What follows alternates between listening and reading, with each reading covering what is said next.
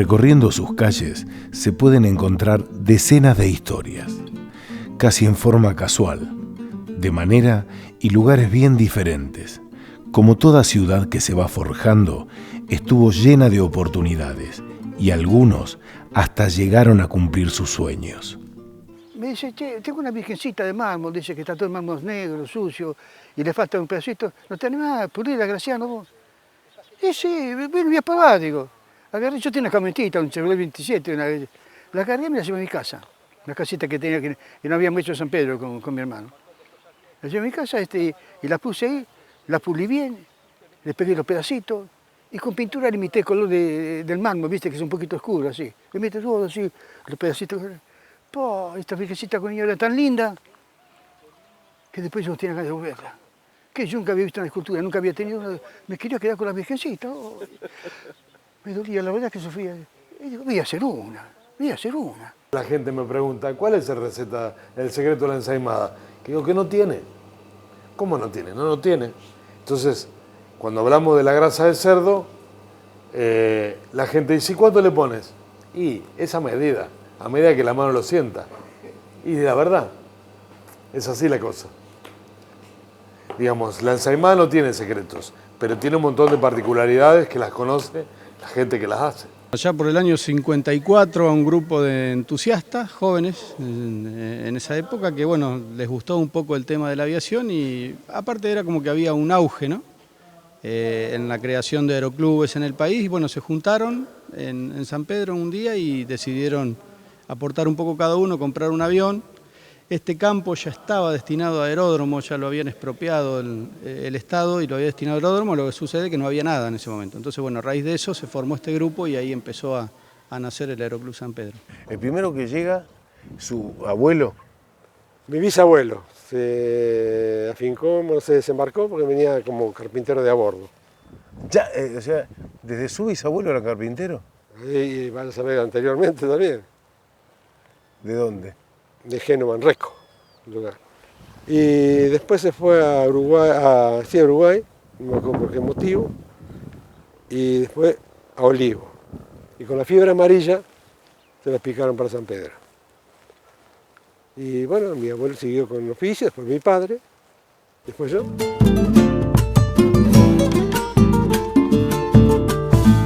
Graciano Penduzu llegó al país arrastrado por los horrores de la guerra en Europa. Allí, desde chico, muy chico, se tuvo que ganar el pan a fuerza de sacrificios. Los últimos años me lo crié solo. Papá estaba en la guerra y yo me crié ahí. Cuidamos en el campo, éramos campesinos, teníamos vacas, un poquito de tierra ahí. Y yo de los 9 a los 12 años que papá estuvo en la guerra, yo cuidaba las vacas, ordeñaba el queso con la ayuda de mi hermano, que era 2 años más chico que yo, de Piero acá. Imagínate, yo soy chiquito ahora, imagínate lo que era cuando tenía 10 años, 9 años. Ordeñaba vacas y el queso. Y con la ayuda de mi mamá, que hacía el pan en casa, comíamos, si no comíamos. Era una época tan dura, ni fósforos se conseguían. A los 12 años, cuando papá volvió de la guerra, yo ya tenía 12 años, así que le había pasado unas cuantas bravas. De noche salía a buscar la vaca, faltaba una vaca, salía allá, a cuidarla, a encerrarla, a meter en el corral, todas esas cosas, a darle agua. Bueno, cuando papá volvió de la guerra, que nos contaba que la que había pasado él, no sabía cómo estaba vivo, que no quería que nosotros corriéramos esos riesgos. Entonces, vamos a acomodar todo poco a poco, vamos a ver cómo hacemos. Entonces, él ya sabía. Estuvo 2 años, ordenó todo, vendió todo, las vacas, el campito, todo lo que teníamos, y dice, nos vamos a América. Después de peregrinar por 2 continentes, hizo lo propio dentro de Argentina. Y finalmente encontró su lugar en el mundo, San Pedro. Venimos acá, llegamos acá en Argentina. A Buenos Aires. A Buenos Aires, pero de ahí fuimos a Puerto Quequén, que mi papá tenía un tío de hace muchos años acá, en Puerto Quequén. Un tío que trabajaba en el ferrocarril. Fuimos a la casa de él. Ahí estuvimos 5 o 6 meses ahí, en la casita pegada a esa de él.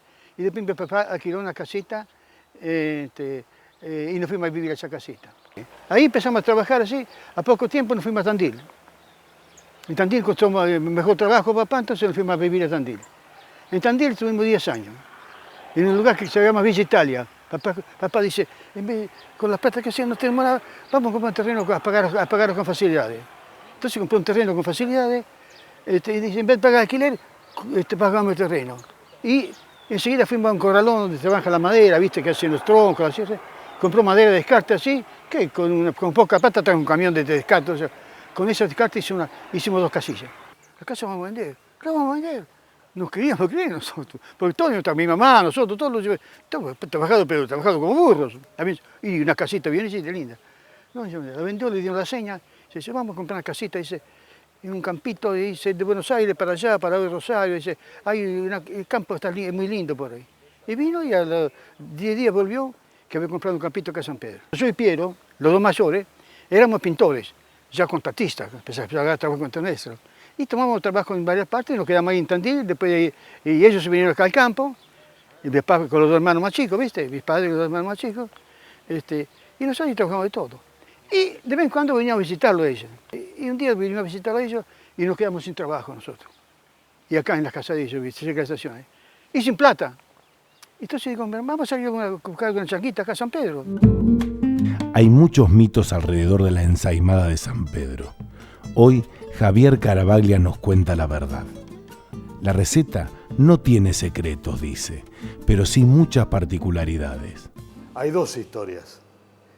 Una historia es la propia de la ensaimada a nivel Palma o Palma de Mallorca, que es donde nació, y la otra es cuando llegó a San Pedro. Ensaimada porque en mallorquín o en catalán, saim es grasa de cerdo, y uno de sus componentes es la grasa de cerdo. Cuando fue la Primera y la Segunda Guerra en Europa, tuvimos la suerte aquí en San Pedro que nos tocó la colonia mallorquina.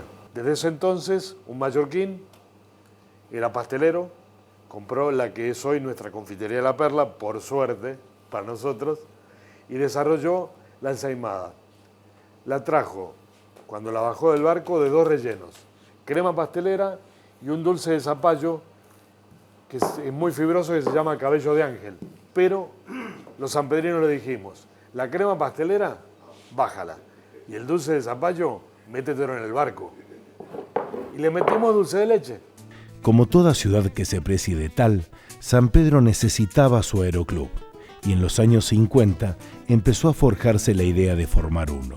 Me acuerdo que era muy chiquito, o sea, como mi hijo hoy más grande, 10, 12 años, mi papá me traía o yo me las arreglaba para venir a ver a los chicos que hacían aeromodelismo y bueno, siempre mirando para arriba cuando pasaba algún avión, hace muchos años. Primero hice el curso allá por el año 90 y bueno, y desde ahí me empecé un poco a introducir en el tema de la aviación, de cómo se construye, siempre me gustó el tema de construir cosas. Encontré que los aviones, había una categoría, se podían construir en su casa por cualquier persona, con mínimos conocimientos, no hay que ser ingeniero ni nada por el estilo, o sea, simplemente tener ganas, un poco de ingenio y tiempo. Y bueno, desde ahí, unos 2 o 3 años de haber hecho el curso, empecé a investigar hasta que bueno, un día encontré más o menos lo que me gustaba, qué avión quería hacer y de ahí empecé a trabajar. Yo quería construir un ultraliviano y bueno, empezamos a dar vuelta con qué hacemos, qué no hacemos y bueno, en eso con los amigos de acá del Aeroclub, Jorge Poncio me da un dato del Gorrión, que un avión experimental que está en el Aeroclub de Salto, abandonado hacía 9 años más o menos. Y bueno, me invita a decir, ¿querés? Lo vamos a ver, yo conozco al dueño, bueno, lo fuimos a ver y ahí en realidad, bueno, comienza que empiezo a tener el trato con el dueño del avión y bueno, lo compro, lo traigo para San Pedro y bueno, lo llevo a mi pequeño taller acá en el campo y bueno, lo empiezo a restaurar. Y ahora volvió por sus propios medios. Ajá. Así es. Bueno, lo trajimos. ¿Cómo hacemos para traerlo? Empezamos a pensar y que que el otro y bueno, tomé la decisión, digo, es una ruta desde mi casa hasta el Aeroclub, un trayecto corto y accesible, que no hay mucho tráfico. Dijimos, lo llevamos andando, carreteando, lo ponemos en marcha y lo llevamos carreteando. Y bueno, que sí, que no, y bueno, tomé la decisión y lo traje. Juan Carlos Fase es bisnieto de un carpintero naval genovés y hace honor a su sangre. Continúa con la tradición familiar, igual que su abuelo, su padre y ahora su hijo. La familia llegó primero a Buenos Aires, a orillas del Río de la Plata, pero a finales del siglo XIX, la fiebre amarilla los empujó hasta la orilla de otro río, el Paraná, en San Pedro, y todavía hoy trabajan en su ribera. Yo tuve la oportunidad de entrar al Banco Central en Buenos Aires, el Banco Nación, Sí. Central, Banco Central. Mi hermano entró, todavía no había cumplido los 18 años, y me dice, que era vicepresidente del banco, dice, ¿no querés entrar vos? No voy a entrar. Si entras de cadete, cuando llegas a los 18 años, Como empleado. estás como auxiliar. No, no me llevo ni atado. No, estaba esto y ya. Me crié en el Club Náutico. Porque mi padre entró en reemplazo de un que estaba ahí. El náutico tenía 2 canoas. Cuando nos fuimos al náutico estaba 41 canoas, hechas todas por mi padre, 6 veleros, por mi padre, los Paulinos, famosos Paulinos, una lancha de pasajeros. Y arranca su abuelo igual y su papá con su abuelo. Claro, ¿Dónde? acá en San Pedro. O sea, usted con 17, su papá... Pero yo ya trabajaba a los 14, ¿eh? ¿En el náutico ya trabajaba? Sí, sí, yo trabajaba, hacía trabajos particulares con él. Afuera del náutico. Fuera del Para náutico. completar para la olla. Claro, pero no, sí, sí. Yo me dio a elegir mi padre, o estudiás o trabajás. Trabajo. ¿Y en qué? En lo que haces vos. Y así fue. ¿No? Así que me hice de chiquito, ya era un pibito, hacía los trabajos manuales en la escuela, que esas cosas, algunos tejían ¿cómo es? La alfombra, Sí. lana, qué sé yo. No quiero hacer esto, le decía, maestro, ¿pero qué quiero hacer? Y yo hacía barco, modelo, lo hacía yo.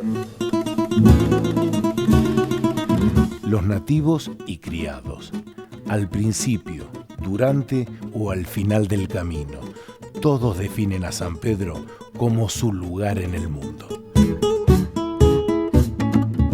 Lo podemos definir así, como que es una reserva de cordialidad. La gente va y siente que lo tratan cordialmente. No hay dureza, no hay choque y como uno se siente cómodo. Si vos agarras la década del 40, 50 y 60, los productos primarios que se hacían en San Pedro se consumían en la mesa de las grandes ciudades. Yo estoy muy agradecido a la Argentina, a San Pedro y a todos los sanpedrinos, porque estoy seguro que en ninguna parte del mundo yo hubiese logrado esto. Acá logré realizar mi sueño, realizar mi familia, tengo los hijos, tengo 7 nietos, me fue bien todo, la gente nos quiso toda la gente, nosotros enemigos no tenemos San Pedro. San Pedro tiene 3 colores muy tremendos, muy brutales. Tiene mucho azul de cielo, que es ese celeste fuerte, tiene mucho verde y tiene el marrón, ese marrón dorado del río. La vida en San Pedro es como en gran parte de los pueblos del interior. Es muy tranquila, para los porteños debe ser algo totalmente inexplicable vivir aquí. La vida es una vida absolutamente como cualquier pueblo de la provincia de Buenos Aires, una vida tranquila, una vida muy reposada, uno no pierde el tiempo viajando porque llega enseguida a todos lados. Yo soy una persona que la verdad que he viajado mucho, he vivido en otros lados también. Y con decirte que prefiero viajar todos los días, ida y vuelta a Buenos Aires, con eso creo que te lo digo todo, ¿no? Creo que la tranquilidad que se vive acá es muy distinta a al ritmo que se vive en Buenos Aires, ¿no? Y es una vida, digamos, de un pueblo agradecido. Vivimos al lado del río Paraná, tenemos una geografía agradecida. Yo creo que el sanpedrino ha sido beneficiado por un lugar que naturalmente es muy atractivo.